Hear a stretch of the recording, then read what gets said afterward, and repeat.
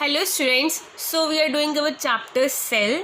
तो आज हम इसमें पढ़ेंगे यूनिसेलुलर ऑर्गेनिजम्स के बारे में, मल्टी सेलुलर ऑर्गेनिजम्स के बारे में। तो सबसे पहले आता है यूनिसेलुलर ऑर्गेनिजम्स। सो यूनि का मतलब क्या होता है? Single, only one, and cellular means cell.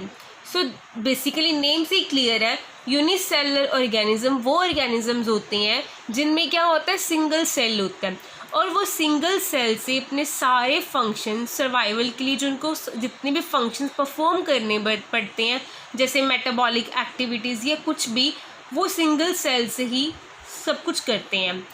कुछ एग्जांपल्स हैं सॉरी, लाइक अमीबा। अमीबा में क्या होता है? This is a unicellular organism जो सिंगल सेल से इवॉल्व हुआ है, और जितना इसको मेटाबॉलिक एक्टिविटीज़ होती है, कुछ इंजेस्ट करना है, इजेस्ट करना है, वो एक सिंगल सेल की हेल्प से ही सारे फंक्शंस परफॉर्म करता है। ग्रो करना, रिप्रोड्यूस करना, कुछ भी है ना, वो सिंगल सेल से ही सब कुछ करता है। नेक्स्ट आता है मल्टी सेलुलर ऑर्गेनिज्म। अभी नेम से क्लियर है, multi means many and cellular means cells. Multicellular organism वो होते हैं जो बहुत सारे सेल से बने हों, and these organism can be seen, हम इसको देख सकते हैं। और इनको क्या है, इन सेल्स को हर एक पार्ट चाहिए अपने सर्वाइवल के लिए। यहाँ पे कुछ एग्जांपल्स हैं यूनिसेलुलर ऑर्गेनिज्म की। एग्जांपल्स हैं bacteria, protozoa, fungi and amoeba.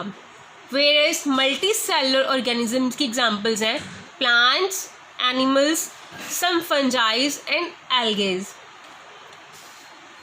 Next आता है difference. So what is the difference between unicellular and multi cellular?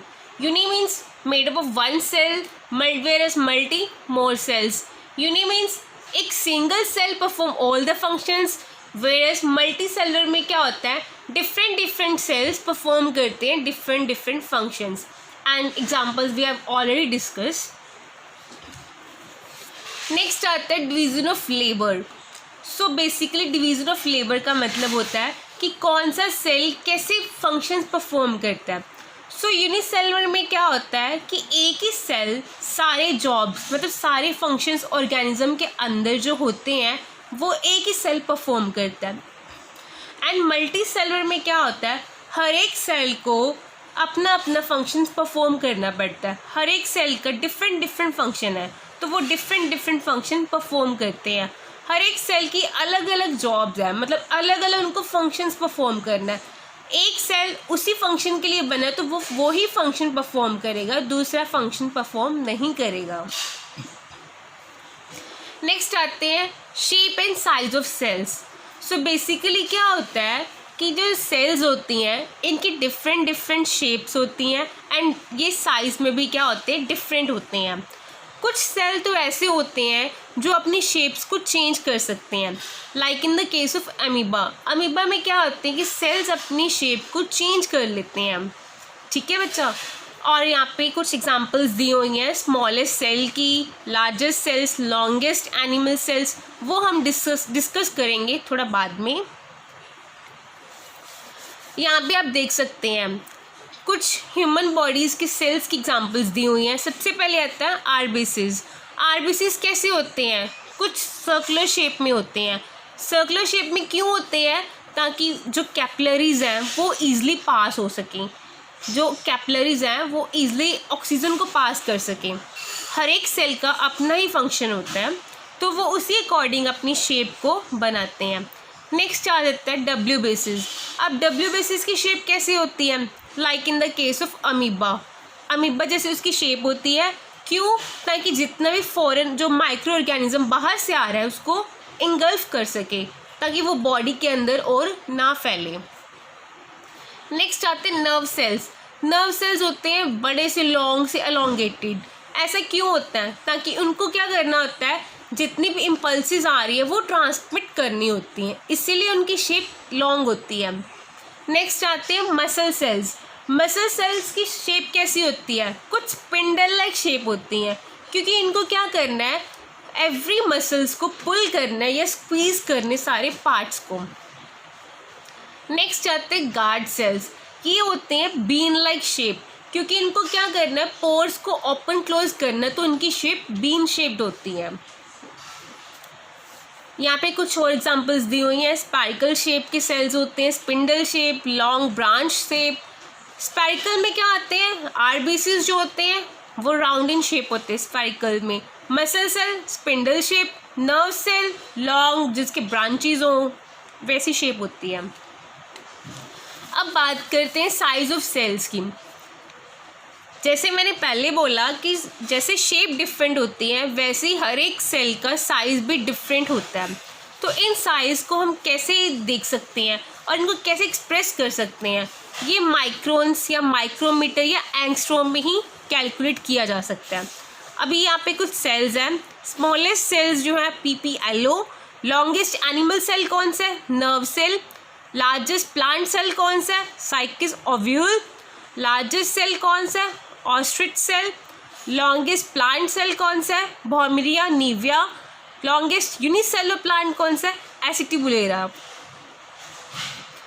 तो ह्यूमंस में सबसे बड़ा सेल कौन सा होता है, दैट इज ओव्यूम। इसका जो साइज होता है वो होता है 1000 माइक्रोमीटर। ठीक है बच्चों। फिर आते हैं दो डिफरेंट टाइप्स के सेल्स होते हैं। कौन कौन से सेल्स होते हैं, हमने लास्ट वीडियो में पढ़ा था कि प्रोकैरियोटिक्स एंड यूकैरियोटिक सेल्स होते हैं। सबसे पहले बात करते हैं प्रोकैरियोटिक सेल्स। जो ये सेल्स हैं सबसे पहले इवॉल्व हुए थे। इनके पास क्या होता है, कोई मेम्ब्रेन नहीं होती और जो जेनेटिक मटेरियल होता है वो इतना मतलब वी कैन सी विजिबल होता है, और जो ओरिजिनली प्रेजेंट होती है वो सिर्फ और सिर्फ राइबोसोम ही होता है। अब इसकी बात करते हैं प्रॉपर्टीज़ की। कोई मेम्ब्रेन नहीं होती, न्यूक्लियाई नहीं होती, ये यूनिसेलुलर ऑर्गेनिजम्स होते हैं, सिर्फ राइबोसोम्स ही ओरिजिनली प्रेजेंट होती है। सेल मेम्ब्रेन होता है, सेल वॉल होती है, साइटोप्लाज्म प्रेजेंट होता है, और जो उनकी जो सेल वॉल है ना वो पेप्टोग्लाइकिन की बनी होती है। बेसिकली पेप्टोग्लाइकिन क्या होते हैं, जो पेप्टाइड्स से बने होते हैं, दैट इज़ पेप्टोग्लाइकन।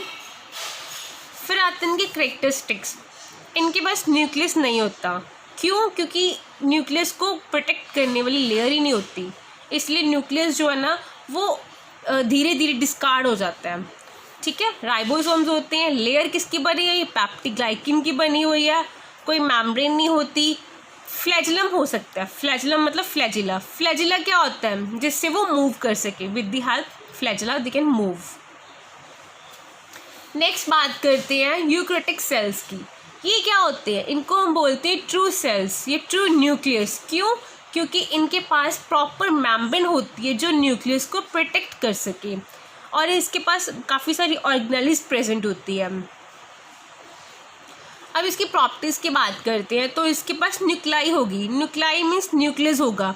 न्यूक्लियस क्यों होता है, क्योंकि न्यूक्लियस को प्रोटेक्ट करने वाली जो लेयर होती है जिसको हम न्यूक्लियोइड बोलते हैं वो प्रेजेंट होता है। और इसके पास क्या क्या होता है, सारी ऑर्गेनेल्स प्रेजेंट होती है, like ribosomes, Golgi apparatus, ER, mitochondria, chloroplast and lysosome, these all are present. अब बात करते हैं structural organisation of eukaryotic cells. जो यूकैरियोटिक सेल्स हैं उसका जो अंदर वाला स्ट्रक्चर है वो कैसा होता है। मेनली 3 कंपोनेंट्स का बना होता है, प्लाज्मा मेम्ब्रेन और cell membrane, nucleus and cytoplasm. तो पहले बात करते हैं कि प्लाज्मा मेम्ब्रेन का कैसा होता है। उसका जो प्लाज्मा मेम्ब्रेन होता है वो बहुत थिन होता है एंड बहुत डेलिकेट सा होता है और इलास्टिक होता है, जितना मर्जी उसको हम खींच सकते हैं, इलास्टिक मेम्ब्रेन होती है। उसके अंदर बहुत सारे लिपिड्स एंड प्रोटीन्स प्रेजेंट होते हैं जो कि क्या करते हैं, इनकी हेल्प करते हैं कुछ सेक्रीट करने में। और इसके पास क्या होता है, ये सिर्फ और सिर्फ एंट्री और एग्जिस्ट कुछ मटेरियल्स को ही देता है, लाइक आयंस एंड मॉलिक्यूल सबको नहीं देता, बट कुछ मटेरियल को ही अंदर और बाहर जाने देता है। नेक्स्ट बात करते हैं न्यूक्लियस की। न्यूक्लियस क्या होता है, जिसके पास जेनेटिक मटेरियल होता है। ये कहाँ प्रेजेंट होता है, सेंटर में प्रेजेंट होता है। मेनली ये लार्जेस्ट स्ट्रक्चर होता है यूकैरियोटिक सेल का। Next is cytoplasm. साइटोप्लाज्म क्या होता है, ये एक फ्लूइड लाइक स्ट्रक्चर होता है जो न्यूक्लियस के अंदर प्रेजेंट होता है। न्यूक्लियस पूरा साइटोप्लाज्म के साथ फिल्ड होता है। इसके पास क्या होता है, बहुत सारी स्पेशलाइज्ड सेल ऑर्गेनेल्स प्रेजेंट होती हैं। Next, this is the diagram of animal cell and plant cell. Now we will discuss about the difference between plant and animal cell. Plant cell कैसा होता है, लार्ज होता है, कुछ रेक्टेंगुलर शेप में होता है, इसमें सेल वॉल प्रेजेंट होती है, जो न्यूक्लियस होता है ना वो एक साइड पर लाई करता है। माइटोकॉन्ड्रिया प्रेजेंट होते हैं बट बहुत कम नंबर में होते हैं। प्लास्टिड्स आर प्रेजेंट, सेंट्रोसोम इसमें एब्सेंट होता है। अब बात करते हैं एनिमल सेल की। जो एनिमल सेल होता है वो स्मॉल होता है बट राउंड इन शेप होता है, इसमें सेल वॉल एब्सेंट होती है। न्यूक्लियस कहाँ प्रेजेंट होता है, सेंटर में। माइटोकॉन्ड्रिया प्रेजेंट है बट बहुत सारे नंबर्स में, लार्ज नंबर्स में। Plastids absent and centrosome is present. Vacuoles are also present. अब बात करते हैं न्यूक्लियस एंड न्यूक्लियोइड की। न्यूक्लियस क्या होता है, जिसके अंदर जेनेटिक मटेरियल होता है, और न्यूक्लियोइड क्या होता है, जो प्रोटेक्टिव लेयर होती है न्यूक्लियस की, राइट। न्यूक्लियस किस में होता है, यूकैरियोटिक सेल्स में, न्यूक्लियोइड प्रोकैरियोटिक सेल्स में। Nucleus nuclear membrane bound, nucleoid nuclear membrane absent, क्योंकि इसकी कोई मेम्ब्रेन नहीं होती न्यूक्लियोइड की। न्यूक्लियस क्या होता है, लार्ज एंड वेल ऑर्गेनाइज्ड होता है, वेरस जो न्यूक्लियोइड है सिर्फ प्रोटेक्टिव मेम्ब्रेन होती है, ये छोटी होती है एंड प्रॉपर्ली ऑर्गेनाइज्ड भी नहीं होती। न्यूक्लियस के अंदर क्रोमोसोम होता है जो कि डीएनए कंटेन करता है, वेरस न्यूक्लियोइड के अंदर क्या होता है, सिर्फ एक डीएनए प्रेजेंट होता है। न्यूक्लियस के अंदर क्या होता है, nucleoplasm and nucleolus, and nucleoid के अंदर बोथ आर एब्सेंट। अब बात करते हैं ऑर्गेनेली क्या होता है। ऑर्गेनेली को हम मिनी ऑर्गन्स क्यों बोलते हैं। ऑर्गेनेली ऐसे स्ट्रक्चर्स हैं जो एक सेल के अंदर पाए जाते हैं, जो डिफरेंट फंक्शंस को परफॉर्म करते हैं सर्वाइवल के लिए, and these organelles are surrounded by a specialised membrane. Now we will discuss about organ and organelles. यहाँ पे कुछ ह्यूमन बॉडी के ऑर्गन्स दिए हुए हैं, उनके फंक्शंस बताए हुए हैं, प्लस ऑर्गेनेलीज के फंक्शन। सबसे पहले ब्रेन की बात करते हैं। तो ब्रेन क्या करता है, पूरी बॉडी के फंक्शंस को रेगुलेट करता है, उनको सिग्नल्स देता है, राइट। वेयरएज लंग्स क्या करते हैं, ऑक्सीजन प्रोवाइड करते हैं। डाइजेस्टिव सिस्टम क्या करती है, फूड में हेल्प करती है डाइजेस्ट करने में। स्किन क्या करती है, हमारी बॉडी को प्रोटेक्ट करती है। एंड ब्लड वेसल्स क्या करते हैं, जितने भी न्यूट्रिएंट्स होते हैं वो पास करते हैं। अब बॉडी के अंदर कुछ ऑर्गेनेलीज हैं, उनके फंक्शंस क्या हैं। सबसे पहले बात करते हैं न्यूक्लियस की। तो न्यूक्लियस क्या करती हैं, जितने भी सेलुलर फंक्शंस होती हैं उनको रेगुलेट करती है। माइटोकॉन्ड्रिया क्या करती है, एनर्जी देती है। लाइसोसोम्स डाइजेस्ट करती है न्यूट्रिएंट्स को। सेल मेम्ब्रेन प्रोटेक्ट करती सेल को। वेरस गोल्गी अपरेटस क्या करती है, एक साइट बनती है, जितने भी आयंस या मटेरियल पास होने हैं उनमें हेल्प करती है। So this is a topic students.